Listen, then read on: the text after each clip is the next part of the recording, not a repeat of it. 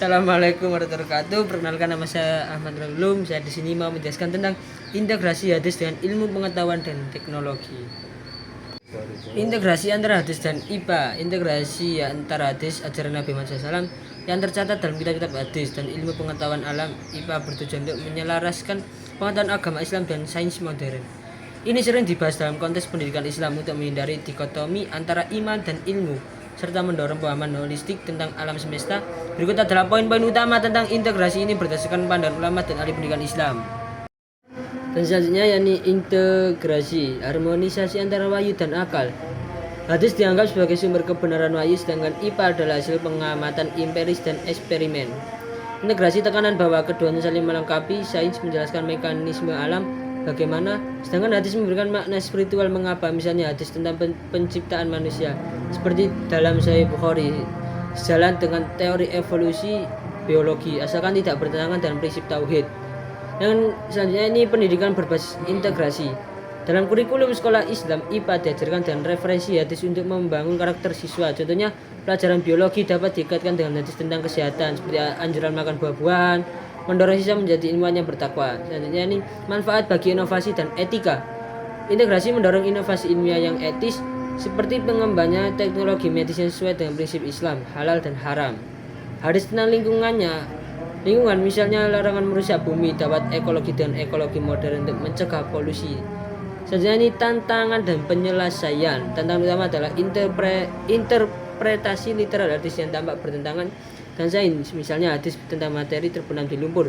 Solusinya melalui takwil, interpretasi kontekstual oleh ulama seperti Ibnu Sina atau kontemporer seperti Harum Yahya yang menekankan bahwa hadis sering bersifat metaforis. Selanjutnya yakni integrasi hadis dan teknologi digital.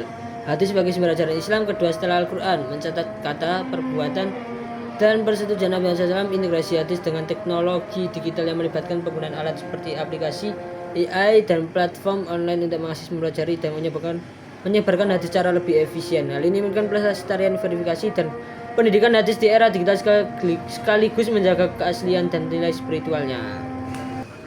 Dan selanjutnya, saya di sini mau menerangkan tentang implementasi aplikasi mobile dan platform online.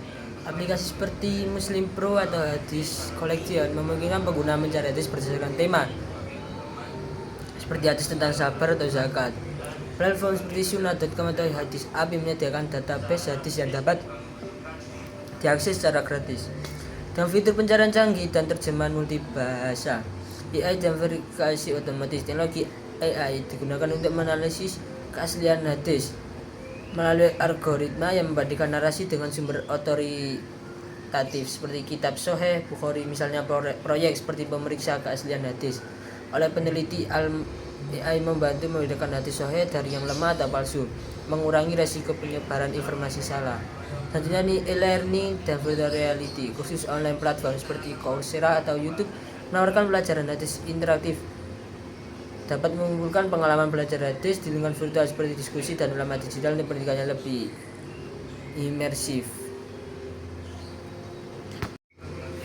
Selanjutnya manfaat aksesibilitas global. Teknologi digital membuat hadis mudah diakses oleh jutaan orang di seluruh dunia tanpa batasan geografi atau bahasa, mendukung dakwah dan pendidikan Islam. Pelestarian dan inovasi digitalis membantu melestarikan manuskrip hadis tua melalui arsip digital sekaligus memungkinkan analisis data besar big data untuk menemukan pola atau korelasi dalam hadis.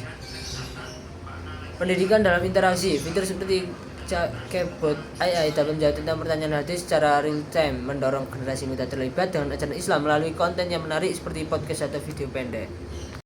Tantangannya yakni keaslian dan misinformasi. Dengan mudahnya konten dibuat, resiko penyebaran hadis palsu atau keliru meningkat. Solusinya adalah menggunakan sumber terverifikasi dan berikan literasi digital. Privasi dan etika. Penggunaan data pribadi dalam aplikasi hadis harus mematuhi regulasi seperti GDPR, dan konten harus menghindari eksploitasi komersial yang merusak nilai spiritual.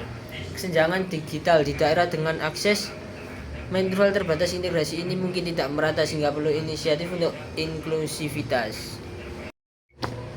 Integrasi hadis dan ilmu kesehatan. Hadis sering mengandung nasihat kesehatan dari Nabi Muhammad SAW seperti tentang kebersihan, pola makan, dan pencegahan penyakit. yang dapat terintegrasi dengan ilmu kesehatan modern, kedokteran, nutrisi, psikologi, dan lain. Integrasi ini melibatkan analisis hadis melalui lensa ilmiah untuk memvalidasi atau memperkaya praktek kesehatan sambil menjaga konteks spiritual Islam. Ini bukan penempatan ilmu medis, melainkan harmonisasi untuk pendidikan holistik. Implementasinya yakni kebersihan dan pencegahan penyakit, hadis tentang wudhu dan mandi. Misalnya hadis riwayat Bukhari, kebersihan adalah sebagian dari iman. Selaras dan ilmu kesehatan tentang higienia untuk mencegah infeksi. Tercatnya nutrisi dan diet, hadis menganjurkan makan makanan seimbang seperti kurma dan madu, hadis riwayat Bukhari. Makanlah kurma karena ia menyembuhkan. Penelitian ilmiah misalnya dari Journal of Agricultural and Food Chemistry menunjukkan kurma kaya antioksidan dan serat, membantu pencernaan dan mengontrol gula darah. Selanjutnya ini kesehatan mental dan olahraga. Hadis tentang sholat dan berjalan kaki, hadis riwayat Muslim. Sholat adalah obat, dapat ditekankan dengan manfaat reproduksi dan olahraga. Studi psikologi misalnya dari American Psychological Association menunjukkan siklus pengurangan stres, dan ini dimasukkan ke dalam terapi Islami seperti mindfulness berbasis hadis.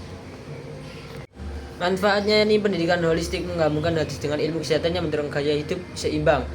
Validasi dan inovasi hadis dapat divalidasi oleh penelitian ilmiah. Aksesibilitas platform digital seperti aplikasi kesehatan Islam yang menggabungkan hadis dengan tips media. Tantangannya ini risiko salah tafsir.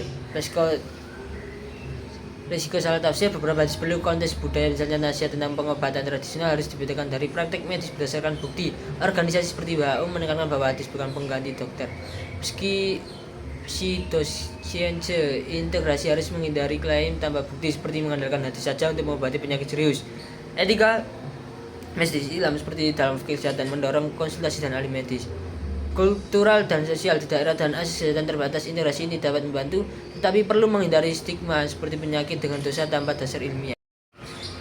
Kesimpulan dari materi ini yakni berdasarkan diskusi sebelumnya tentang integrasi hadis, ajaran Nabi Muhammad SAW dengan teknologi digital, ilmu kesehatan dan sosial humaniora, dapat disimpulkan bahwa integrasi hadis dengan ilmu pengetahuan dan teknologi teks secara keseluruhan merupakan pendekatan interdisipliner yang harmonis. Hadis sebagai sumber etika dan pengamalan Islam dapat diperkaya oleh iptek untuk penerapan modern sekaligus memastikan keaslian spiritualnya tetap utuh. Ini bukan penggantian ilmu sekuler, melainkan sinergi yang mendorong inovasi pendidikan dan kesejahteraan manusia.